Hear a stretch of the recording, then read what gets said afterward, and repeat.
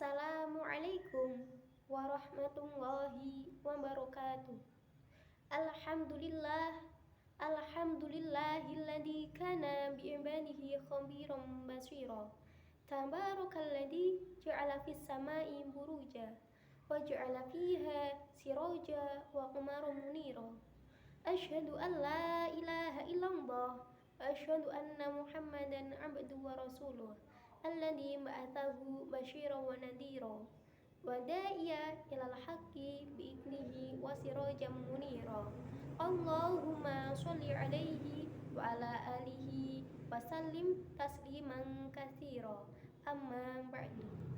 Yang terhormat Bapak dosen pengampu mata kuliah Falsafah Al-Quran Bapak Najib Syaifullah MAG, dan yang terhormat kepada teman-teman sekalian Prodi Ilmu Al-Quran dan Tafsir.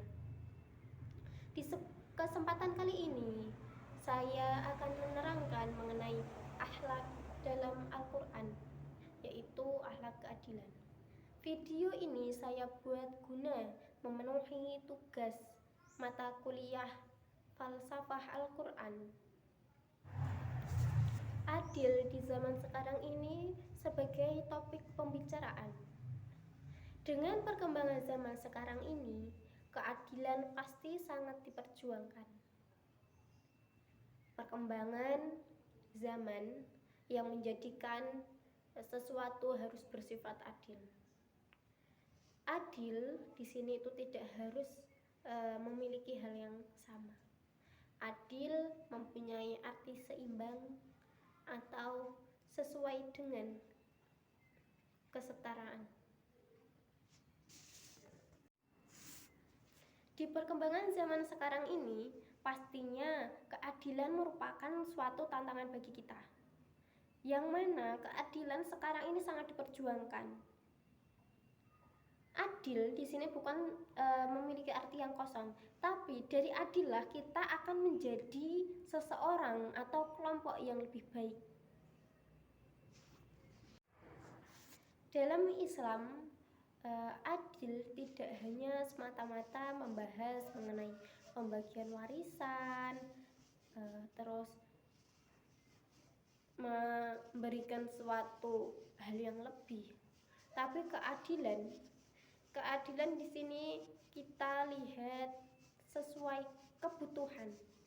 Contohnya, kita memberi uang saku kepada anak. Nah, anak di usia jenjang SD atau MI sama anak di jenjang MTS atau SMP. Kita tidak boleh mengartikan adil di sini sama, tapi menyesuaikan dengan anaknya. Contohnya tadi, kita memberi uang saku kepada anak SD berjumlah 5.000 yang disamakan seperti anak SMP. Kita lihat dari kebutuhan anak kan berbeda-beda. Jadi kita memberi sesuai dengan kebutuhan mereka. Itu yang dinamakan adil. Jadi ketika anak SD dia 5.000 sudah cukup, tapi kita harus mengimbangi dengan anak SMP. Apakah 5.000 cukup untuk anak SMP? Kita harus setarakan dengan kebutuhan mereka begitu.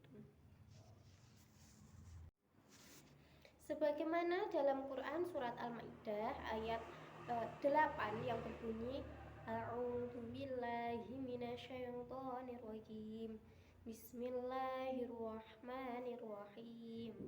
Ya ayyuhalladzina amanu kunu qawwamina lillahi syuhada'a bil qist wa la yajrimannakum syana'anu qaumin 'ala alla ta'tilu huwa aqrabu littaqwa wattaqullah innallaha khabirum bima ta'malun. Yang berarti, wahai orang-orang yang beriman, jadilah kamu penegak kebenaran karena Allah dan saksi-saksi yang bertindak dengan adil. Janganlah kamu membencimu terhadap suatu kaum mendorong kamu untuk berlaku tidak adil. Berlakulah adil, karena adil itu lebih dekat pada takwa. Bertakwalah kepada Allah. Sesungguhnya Allah Maha Teliti terhadap apa yang kamu kerjakan. Dapat kita lihat dalam ayat di sini, kita diperintahkan untuk bersikap adil. Kenapa?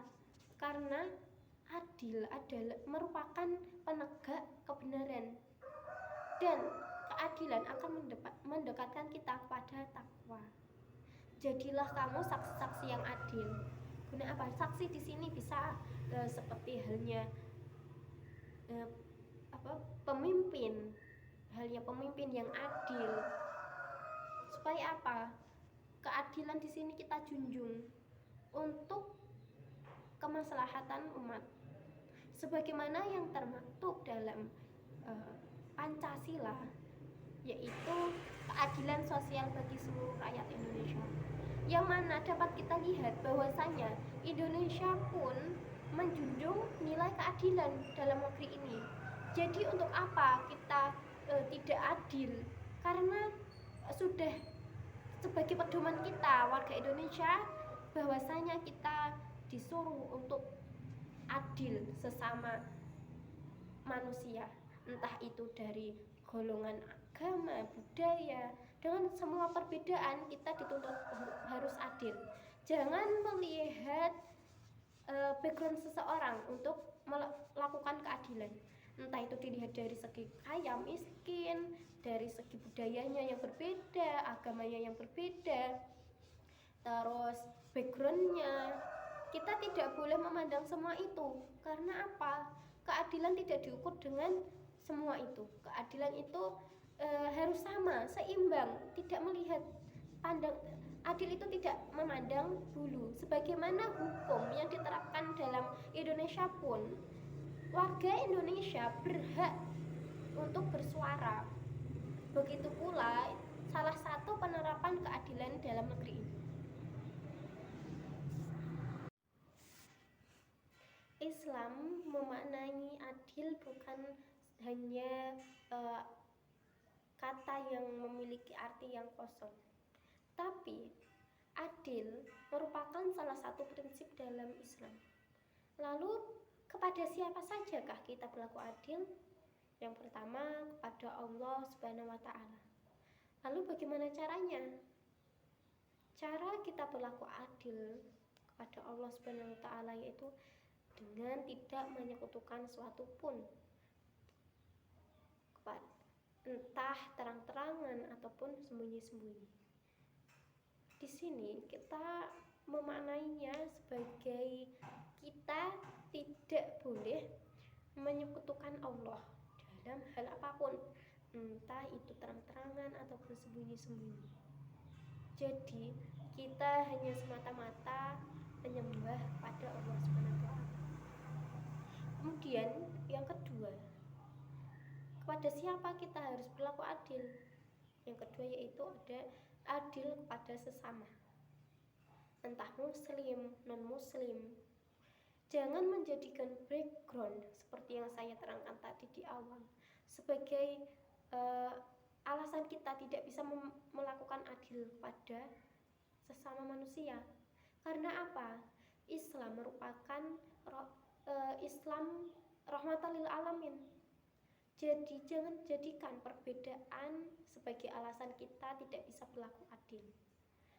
Lalu bagaimana kita bisa damai ketika kita karena perbedaan tersebut menjadikan alasan untuk kita tidak bisa adil? Dari perbedaan tersebut akan menjadikan kita lebih beraneka ragam. Jadi dengan adanya perbedaan, kita bisa melakukan sesuatu pada tempatnya. Yang ketiga yaitu ada adil terhadap diri sendiri. Dengan apa kita adil terhadap diri sendiri? Yaitu dengan menempatkan diri pribadi pada tempat yang baik dan benar. Untuk itu kita harus teguh, kukuh, dan menempatkan diri kita agar tetap terjaga. dan terpelihara dalam kebaikan dan keselamatan.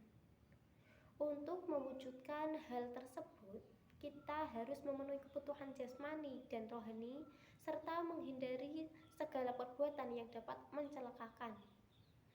Kemudian ada adil terhadap makhluk lain. Artinya apa? Kita menempatkan makhluk lain pada tempatnya yang sesuai. Misalnya adil terhadap binatang, harus menempatkannya pada tempat yang layak menurut kebiasaan binatang tersebut. Kemudian ada kedudukan dan keutamaan adil. Yang pertama yaitu terciptanya rasa aman dan tentram karena semua telah merasa diperlakukan dengan sebegitu menyesuaikan tempatnya. Lalu rasa aman dan tentram itu akan menjadikan kita itu nyaman, karena dengan keadilan bahwa kita diadili pasti ada rasa nyaman tersendiri. Kemudian yang kedua ada membentuk pribadi yang melaksanakan kewajiban dengan baik. Nah, dengan kita dikasih keadilan pastinya kita punya tuntutan. Saya sudah diberlakukan dengan adil, maka saya harus membalasnya dengan apa? Dengan melaksanakan kewajiban yang saya punya. Kemudian yang ketiga, menciptakan kerukunan dan perdamaian. Nah, dari keadilan inilah seperti yang saya jelaskan tadi, bahwasanya perbedaan yang dapat menjadikan kita mempunyai rasa adil. Lalu kedudukannya apa? Menciptakan kerukunan dan kedamaian. Dari perbedaan situlah kita memberi keadilan, maka akan terjalinnya rasa kerukunan dan kedamaian sesama yang lainnya.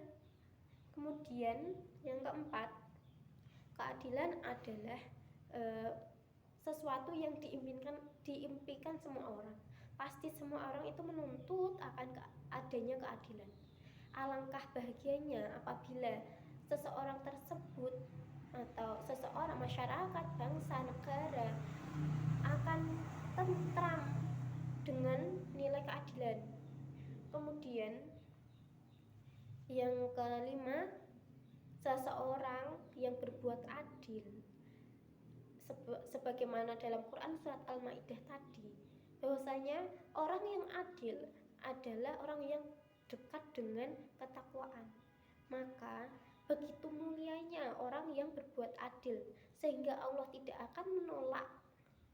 Demikian pula Allah sangat mengasihi orang yang dizolimi atau tidak diperlakukan secara adil, sebagaimana yang katanya orang yang terzolimi yaitu doanya mustajab. Nah, begitulah adilnya Allah kepada makhluknya.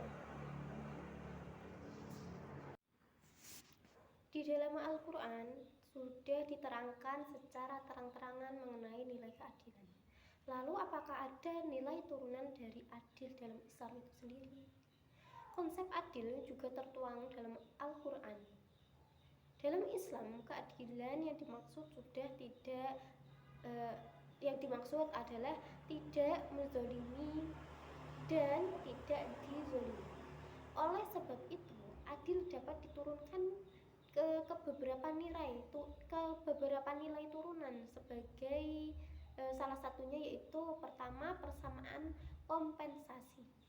Persamaan kompensasi merupakan pengertian adil yang masih umum digunakan. Dalam konsep ini, adil dimaknai sebagai seseorang harus memberikan kompensasi yang sepadan kepada pihak lain sesuai dengan pengorbanan yang telah dilakukan. Pengorbanan yang telah dilakukan tersebut yang akan menimbulkan hak pada seseorang yang telah melakukan pengorbanan untuk memperoleh balasan yang seimbang dan dengan pengorbanannya. Jadi persamaan kompensasi ini antara perjuangan pengorbanan seseorang dengan balasan harus setara. Kemudian yang kedua nilai turunannya yaitu persamaan hukum. Persamaan hukum setiap orang harus diperlakukan sama di hadapan hukum. Tidak boleh ada diskriminasi terhadap seseorang di hadapan hukum atas dasar apapun. Dalam konteks ekonomi, setiap orang harus diperlakukan sama pula dalam setiap aktivitas transaksi. Tidak ada alasan untuk melebihkan hak suatu golongan atas golongan yang lain hanya karena alasan kondisi yang berbeda dari dugaan golongan tersebut. Yang ketiga ada moderat. Moderat dimaknai sebagai posisi tengah-tengah, seimbang. Nilai adil dapat dianggap telah diterapkan ketika orang yang bersangkutan mampu memposisikan diri dalam posisi yang tengah. Jadi moderat itu berada di tengah-tengah, tidak condong ke kanan ataupun ke kiri. Hal ini memberikan suatu implikasi bahwa seseorang harus mengambil posisi tengah, artinya tidak mengambil keputusan yang terlalu memberatkan atau meringankan ke antara dua belah pihak. Kemudian yang keempat ada proporsional. Adil tidak selalu dimaknai dengan kesamaan hak, namun hak ini disesuaikan dengan ukuran setiap individu atau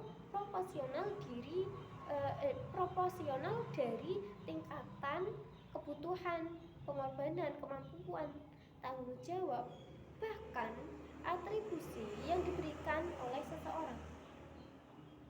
Proporsional juga berkaitan dengan distribusi pendapatan. Suatu distribusi dapat selalu harus merata. Suatu distribusi tidak selalu harus merata, namun didasarkan pada ukuran dari masing-masing individu yang ada. Lalu apa sih manfaat dari perilaku adil itu sendiri? Yang pertama, mencegah perpecahan. Nah, adil di sini tuh banyak kita lakukan terhadap seseorang yang berbeda. Jadi akan bermanfaat bagi kita untuk apa? Tidak akan adanya perpecahan di antara kita semua. Kemudian ada manfaat yang kedua yaitu mempermudah segala urusan. Dengan adil kita dapat karena adil salah satu sikap terpuji, maka semua akan berasa mudah untuk menjalankan suatu urusan. Yang ketiga atau yang terakhir yaitu meminimalisir kecemburuan sosial. Perilaku adil dapat mengurangi kecemburuan sosial di masyarakat. Mereka secara mudah akan menyadari kewajiban dan haknya sebagai manusia, sehingga tanpa kita tuntut pun, ketika dia merasa diadili, dia akan mudah untuk melaksanakan kewajiban dan haknya. Sekian penjabaran materi dari saya mengenai falsafah Al-Quran, akhlak dalam Al-Quran, yaitu dengan term keadilan dalam kehidupan sehari-hari. Kurang lebihnya mohon maaf dan terima kasih. Wassalamualaikum warahmatullahi wabarakatuh.